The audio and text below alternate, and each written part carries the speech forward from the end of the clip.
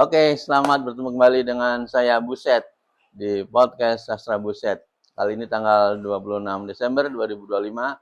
Saya berada di Purworejo dan bertemu dengan penyair, sastrawan, budayawan dari Purworejo, Terima kasih. Mas Sukoso DM. Alhamdulillah. Gimana kabarnya, Mas? Baik-baik. Baik, sehat. Ya, udah tua-tua. Kita udah berapa kali ketemu, Mas Koso ya, udah ya, berkali-kali ya, ketemu dan kali ini ya. kesempatan ketemu lagi kita Terima kasih. ngobrol-ngobrol. Ya, boleh. Santai. Silakan nama aja lah. Iya, siap. Nah, ini Mas ini kan kita kan sama-sama nulis juga ya, Iya, Mas Koso iya, juga iya. nulis. Nah, kalau boleh tahu kita mulai dari awal, Mas Koso. Iya, boleh. Mas Sukoso DM ya, itu DM-nya apa ya ini? Ya, itu sebenarnya cuma embel-embel. Wah, cuma embel-embel itu Mas Koso ya. Orang tua saya bikin namanya Sukoso. Sukoso. Saya pikir untuk kepenulisan kok kayaknya kurang panjang. Nah, Sehingga perlu. dia namanya pakai Darmo Sudarmo, Iya. orang tua itu. Oh iya. Kemudian tambahkan aja DM-nya aja. Oh DM-nya. Jadi sebagai tambahan nama ketika di kepenulisan. Tapi ya. belakangan ada yang membelokkan sedikit. Setelah pulang dari Tanah Suci, katanya diartikan lain tuh zikir musafir. Musafir ya. Zikir musafir. Musafir ya, oke. Zikir musafir. Nah, Mas Sukoso ini sudah lama sekali menuliskan. Iya. Nah, masa kecil Mas Koso lahir di mana dan sekolah berikutnya bisa diceritakan dulu, Mas? Oh iya. Kebetulan saya yang dilahirkan cerita orang tua saya di sini. Di kota Purworejo. Ya, kota Purworejo. Di kota ya. Zaman clash. 4749 yang kedua 49. Ya, 49 ya. Bapak saya waktu itu dengan ibu saya masih ya istilah ceritanya itu lari-lari antara desanya di Karangsari Purwodadi, Kecamatan Purwodadi ya. 12 kilo, tapi kerjanya di Pemda sini. Habis kemerdekaan banyak gangguan perang terus, jadi kadang-kadang lari ke desa, evolusi fisik ya. Intinya seperti itu. Okay. Tapi berarti SD, SMP, SMA di kota Purworejo, Mas? Iya. Oke, artinya nggak pernah ke luar kota ya untuk masa pendidikan itu ya saat itu ya. Ketika ambil S1 aja. Iya, di Jogja satunya. Satu di Jogja baru keluar kota Purworejo ya. Iya. Nah, terkenalnya kan menulis puisi ini, Mas Sukoso DM ini. Awal ketertarikan di mana ini, Mas Koso ini? Saya juga ngerti ya. Ingat saya kelas 2 saya. 2 apa nih? Kelas 2 SMP. Oh, 2 SMP. Kalau SD kan yang masih cerita-cerita Sri Kuncung. Majalah Kuncung dulu. Majalah Kuncung ya, dulu Kuncung, SD hanya tertarik sedikit-sedikit. Iya. Tapi di SMP itu kan ada guru bahasa Indonesia ya. Bahasa Indonesia yang dulu ada pelajaran sastranya. Sastranya. Kemudian kebetulan ada bahasa Jawa juga yang diajar waktu itu nama Patmo Sukoco. Patmo Sukoco ya saya tahu ya, mengarang buku bahasa Jawa ya. Itu. Kawruh Basa itu ya. Jadi banyak kekayaan. Oh iya. Kemudian selain itu memang mbah saya dari ibu itu dulu memang pegawai kantor telepon sejak zaman Belanda. Telkom ya. Tapi dia di rumahnya tuh banyak nulis. Oh nulis. Bentuknya apa Mas? Tulisannya? Tulisan Jawa. Oh Jawa. Ada juga yang tulisan Latin. Banyak menerjemahkan atau mencatat ulang karangan-karangan dari Solo. Oh, serat-serat ya. Dipuro, Warsito gitu dan lain-lain. Kemudian ada sebagian dari primbon-primbon dan sebagainya. Jadi banyak kosakata Jawa yang adiluhung. Adiluhung ya. Artinya dari kecil Mas Sukoso sudah terpapar dengan bahasa-bahasa sastra dong, bahasa-bahasa yang banyak seperti itu yang mengandung majas mungkin ibaratnya peribahasa apa namanya gaya bahasa yang sudah mulai gitu. Persajakan ya. Nah mulai serius nih, saya kok tak nulis apa dulu puisi atau apapun dulu mungkin. Itu sekolah kelas berapa Mas? Ingat saya ya SMP. Tamat SMP, lalu SMA kelas 2 itu pernah dimuat di majalah Dulang Mas. Majalah Dulang Mas. Di terbitan terbitnya di mana? Magelang. Oh, Magelang. Oh, Magelang. Kedu Magelang Banyumas itu ada itu. Saya pikir sudah lupa sama sudah nggak ingat. Iya. Artinya pernah dimuat di situ, tapi pengarsipannya belum kepikiran. Belum pikiran akan diarsip menjadi masa yang lama untuk penulisan. Baru setelah tahun 70, 71 banyak beberapa dimuat di media lain, itu saya mulai kita ada nomor buktinya. Oh iya betul. Itu pertama di SMP berarti ya? SMP. SMP. Nah, selain apa tadi membaca mungkin pelajaran sekolah, apakah sering ke perpustakaan dulu ceritanya Mas Koso ini? Ya, kebetulan kan dinas pendidikan sini dulu kan Pedanka namanya. Iya, Pedanka. Ada yang ruangan tersendiri di bidang Penmas, pendidikan masyarakat. Pendidikan masyarakat. Ya, itu ada perpustakaannya. Itu zaman Mas Koso SMA? Iya. Oh, SMA udah rajin ke perpustakaan artinya. Dengan inisiatif sendiri atau diajak teman, Mas? Sendiri. Oh, sendiri punya inisiatif. Keinginan sangat kuat ya untuk membaca. Saya masih ingat betul namanya Pak Jimin yang suka nunggu perpustakaan. Menunggu perpustakaan, ya. Nah, sore itu buka sampai jam 8. Oh, sore malah bukanya ya? Iya. Oh, artinya jam 3.4 sampai jam 8 malam. Setelah pulang sekolah berarti ya? Iya. Tapi pagi juga buka. Oh iya, pagi sampai malam ya. Memang seperti untuk disediakan masyarakat untuk yang minat baca. Minat baca. Berarti apa saja ada ruang yang cukup luas ya saat itu. Ya lumayan, sampai malam ukuran waktu ya. Ya bagus ya. Oke. Nah, bacaan awal yang bagi Mas Koso punya jejak di benak. Oh, ini tulisannya bagus, karya ini oke lah itu. Itu karya siapa, Mas? Atau dalam bentuk apa dulu yang dibaca? Ya macam-macam ya. Tapi yang jelas waktu itu ingat saya ada beberapa ya buku-buku sastra dari sekolah itu kan juga ada yang memuat puisi. Oh, ada yang memuat cerpen. Ya. Meskipun ya bentuknya waktu itu masih sederhana. Masih sederhana ya, betul. Waktu di SMA juga ada bacaan perpustakaan juga ada. Iya. Nah, kebetulan ada beberapa informasi, beberapa kegiatan di luaran itu sering-sering kan juga ada bacaan-bacaannya dapatkan di Loak. Oh, di Loak ya, Mas Loak ya. Dulu ada majalah sastra namanya. Majalah sih ya, saya yang masih tipis majalahnya ya kayak Horizon. Horizon ya. Itu lebih kuno dari Horizon itu. Lebih kuno ya, majalah sastra. Itu saya dapatkan di Loakan itu. Oh, di Loakan. Mungkin Mas Koso menemukan majalah Budaya Jaya juga mungkin ya? Iya, Budaya Jaya saya pernah langganan. Oh, langganan. Oh iya. Kemudian Horizon itu waktu itu Projo tidak ada agennya, yang ada Magelang. Oh, Magelang. Jogja. Jadi ya bisa dapat Horizon itu tidak acak. Oh, tidak mesti tiap edisi. Kalau pas ada acara ke Semarang atau acara apa ke sana baru beli ya. Oke. Nah, tertariknya awal itu di puisi ya, bukan di prosa memang ya Mas Koso? Ya semuanya tertarik. Tertarik dari awal ya. Nah, tapi setelah mulai katakanlah dapat kerjaan dan sebagainya itu kan waktu untuk menulis yang panjang susah membagi waktu ya. Iya. Apalagi terus terang saya sampaikan, saya itu jadi orang juga senang organisasi lah. Organisasi ya. Jadi ketika habis SMP, SMA juga senantiasa di sekolah itu loh. Sekolah ya. Keluarga sekolah itu kan ada OSIS, OSIS dulu itu ya. Kemudian setelah kuliah dan sebagainya juga masih di Ikatan Mahasiswa. Ya, betul. Aktif ya di organisasi. Ya, mulai awal kerja saja di Pemda sebagai honorer. Iya. Itu sudah ditarik-tarik jadi juru kampanye. Tahun 71 Golkar itu sudah mulai merekrut saya, dianggap orang punya potensi untuk kampanye. Jadi banyak organisasi yang saya tangani. Banyak kegiatan yang istilahnya itu harus bagi waktunya, harus pintar-pintar ya Mas Koso ya. Nah, agak kembali ke masa sekolah. Ya. Pernah mengisi di mading. Dulu kan zaman dulu ada mading di majalah dinding Mas. Ikut ngurusi. Oh, itu jadi mengurus di SMA 1. SMA 1. Oh iya. Artinya malah menjadi semacam mengajak teman-teman untuk mengirim karya ya. Iya, seperti itu. Nah, pengalaman apa nih ketika ikut di mading bagi Mas Koso sehingga kok menjadi kok ikut tertarik ngurusin majalah di sekolah itu ya? Ya memang ini ya. Jadi dulu kan di pengurus OSIS-nya dulu itu kan ada bidang-bidang ya. Oh iya, bidang-bidang iya. Sesuai dengan saya dapat bidang di kebudayaan ya. Sehingga mau nggak mau kan juga akhirnya ada program itu. Gitu. Jadi mau nggak mau melatih kepenulisan terus jalan ya, dan organisasi juga sekalian jalan ya.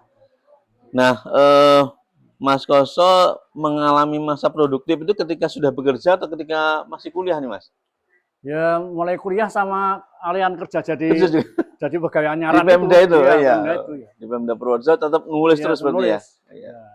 Lingkungan bagaimana Mas? Saat itu mungkin jarang ya orang yang menulis sastra ya. Ya cuma ngerti kalau saya sering nulis sastra. Oh gitu. Kadang-kadang banyak di rumah belum punya mesin ketik, jadi kan ngetik ya di kantor ya. Mencuri kertas juga. Jadi yang dikirim ke media Mas itu ngetiknya mungkin dari kantor ya. Ngetik kantor, manual gitu. Manual ya. Nah, itu berjalan terus menerus ya sampai Mas Sukoso Ya. menjadi pejabat juga tetap produk Masih, mulus ya, kan iya, ya. iya. Dari mulus. Jadi saya mulai jadi kepala seksi sampai kepala dinas masih Menjadi apa namanya kegiatan dirawat terus ya, dirawat terus. Nah, nih kita kembali ke komunitas nih kan, ada komunitas namanya Kopi Sisa, komunitas pencinta seni dan peminat, bukan komunitas peminat seni dan sastra Purworejo ya, Kopi Sisa. Nah itu gimana ceritanya nih Mas Koso mendirikan ini? Antara tahun 71, 72 sampai 78 lah itu kira-kira. Ya. Saya dipercaya untuk mengasuh ruang sastra budaya di Radio Pemda. Radio Pemda. RSPD. Oh ya. Setiap malam Jumat. Malam Jumat acara pembacaan. Ya, jadi sastra budaya. Oh, sastra budaya. Jadi sekali ada pembacaan puisi, sekali-sekali ada artikel sastra, pembahasan dan sebagainya. Itu karya siapa yang dibacakan, Mas? Macam-macam. Oh, macam-macam.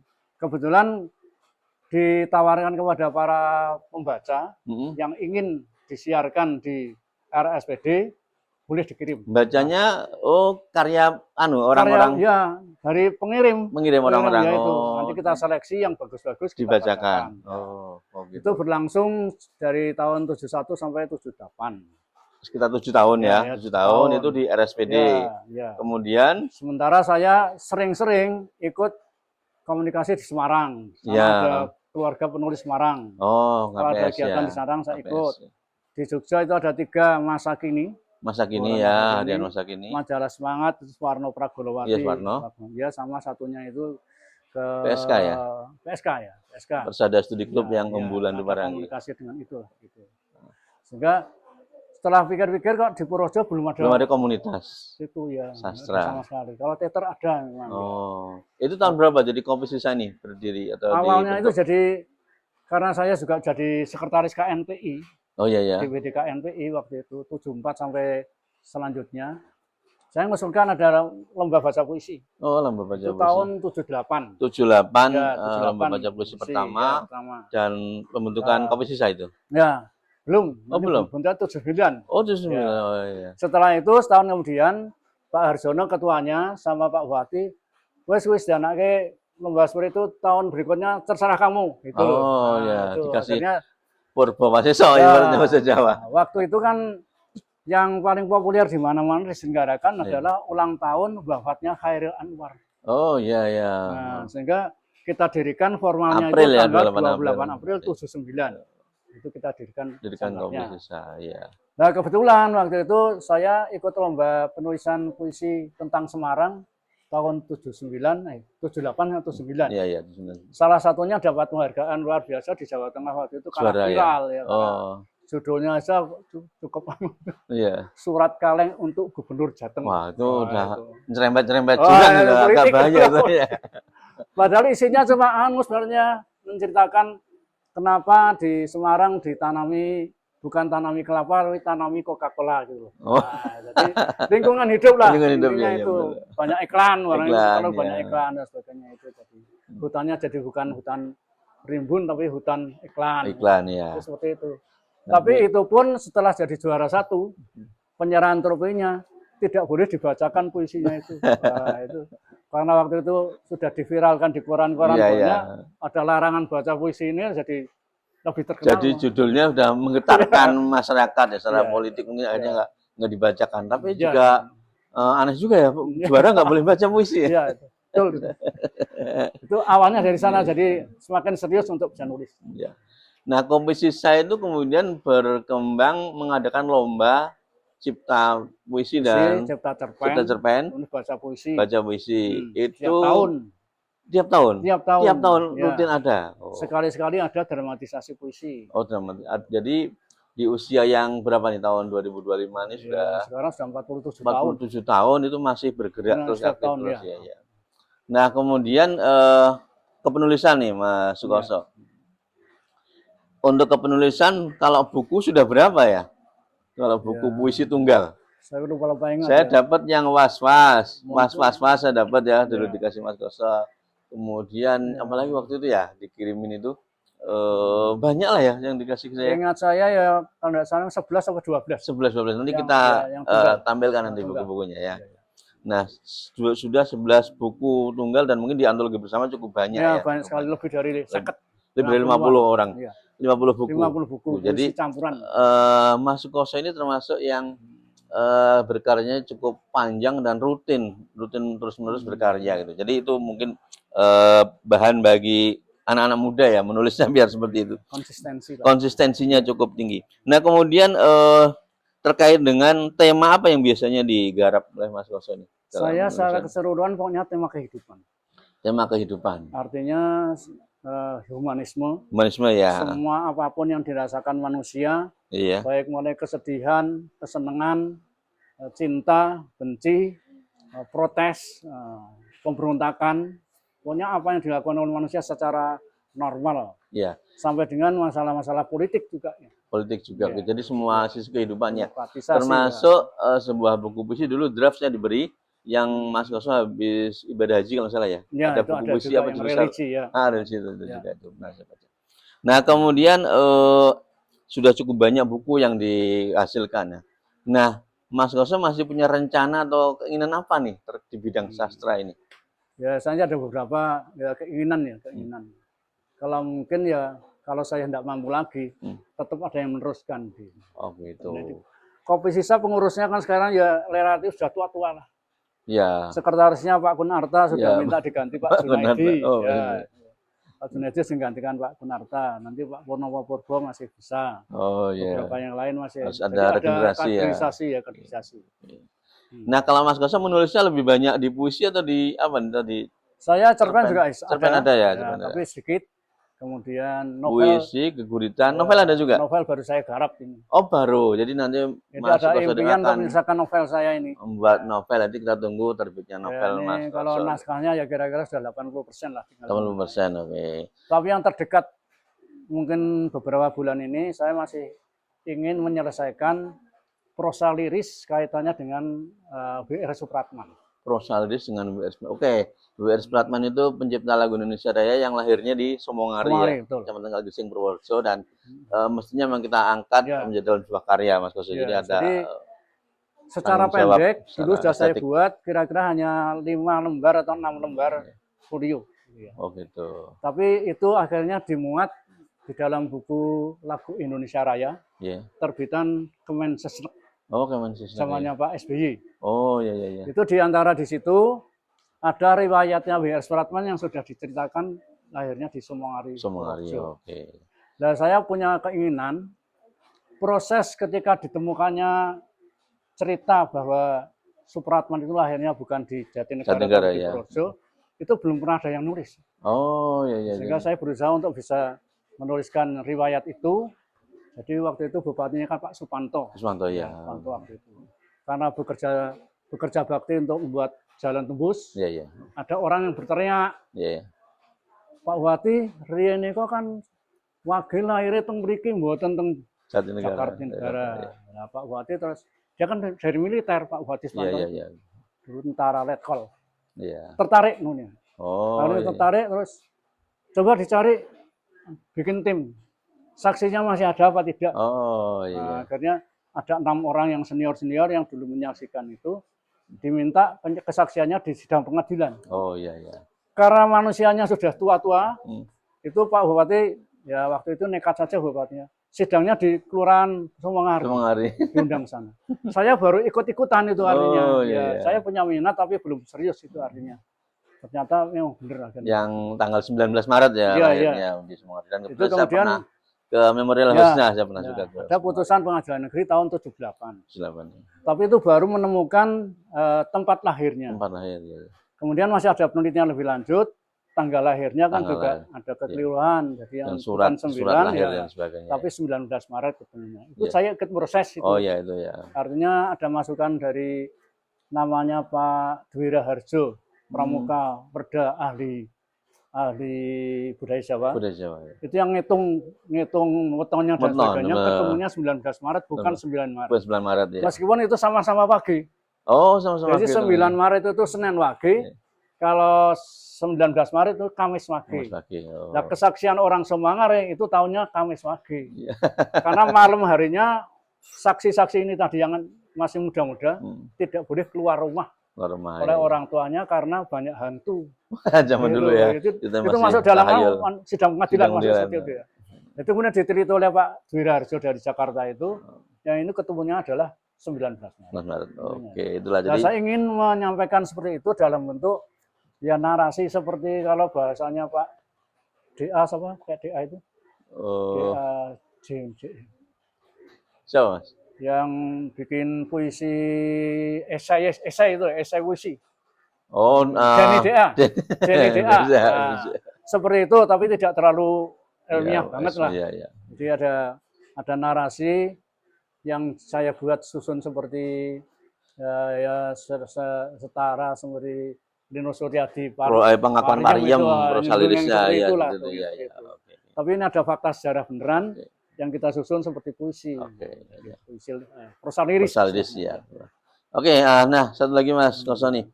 Nah, harapannya untuk generasi muda agar kembali mencintai menulis atau ke sastra, apa yang ingin disampaikan? Ya, harapan saya seperti waktu kita ngobrol nggak kaku tadi. Jadi kalau memungkinkan kan sudah dihimbaukan oleh pemerintah kita supaya sastra salah satu materi sebagai bentuk-bentuk ekonomi kreatif, karya ekonomi kreatif. Yang kalau itu diberdayakan sedemikian rupa akan bisa mengangkat nama bangsa Indonesia lebih baik dan juga punya nilai ekonomi. Iya betul. Jadi kalau kita sempat ngobrol dengan Bang Junadi, ya itulah salah satunya. Ada sastra menjadi tempat juga untuk ekspresi sekaligus juga ada ekonomi kreatif yang muncul di situ. Bisa jadi film, jadi sinetron, dan seterusnya. Ada karya berikutnya ya, alih wahana lah. Iya. Oke, mungkin terima kasih Mas Koso obrolan kita, walaupun tidak begitu panjang, tapi isinya saya pikir sangat bagus untuk generasi muda ke depan ya, bahwa sastra adalah sangat bermanfaat ya, punya value, punya nilai bagi kehidupan manusia. Oke, terima kasih Mas Koso, sehat selalu. Sama-sama. Sampai ketemu lagi. Ya, makasih sekali. Ya, lupa ini ada. Nah ya, buku. Kita ada tukar buku ya. Saya juga penulis, Mas Koso senior nih, guru saya.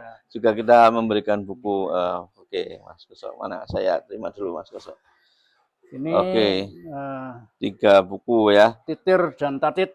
Ini Geguritan, bahasa Jawa. Geguritan, ada terjemahnya dengan bahasa Indonesia. Dan kemudian ini yang kedua, ini puisi ya. Ya, puisi mosaik yang tercapik. Ini yang pernah mendapatkan hadiah anugerah Prasidatama dari Balai Bahasa Jawa Tengah. Jawa Tengah ya. Tahun 19 dulu. 2018 nih. Penghargaan dari Balai Bahasa. Balai Bahasa. Oke. Ini yang ini sebenarnya ini yang tadi ya, sama dengan tadi, tapi nggak ada terjemahnya mungkin. Oke, makasih banget Mas Koso. Oke, makasih. Terima dengan baik. Oke, makasih. Dan saya juga akan memberikan buku pada Mas Koso nih. Jadi ini saya juga nulis buku iseng-iseng juga belajar dari Mas Koso ini. Yang tahun 2023 nih, buku Kembali ke Puisi nih, tentang puisi. Kemudian ini 2024, puisi tentang Jogja, elegi-elegi Jogja, dan ini yang kemarin 2025 Oktober tentang musik instrumental rock, saya bikin puisi. Oke. Terima kasih. Terima kasih. Sampai jumpa ketemu lagi. Terima kasih.